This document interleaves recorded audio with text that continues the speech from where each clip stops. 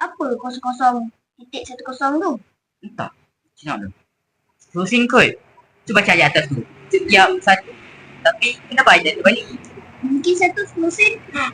Kalau macam tu, kau ambil 10, aku ambil 10. Cik, kira cik. Okey, kira 1, 2, 3, 4, 5, 6, 7, 8, 9, 10. 1, 2, 3, 4, 5, 6, 7, 8, 9, 10. Okey. Semua sekali RM20.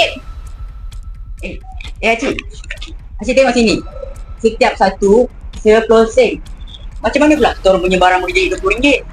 Ni kan habis pusing. Oh, maaf. Oh, sorry, maaf, terbalik. Terbalik. RM1 setiap satu. Macam mana ni? Masalah dah ambil. Lah, kita tak pusing ni. Kau yang cakap pusing. Kau. So, sekarang macam mana? Nak pergi ke tak?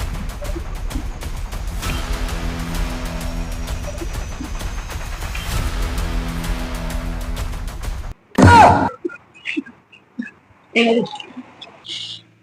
Ambil RM2 tu. Kau letak harga terbalik.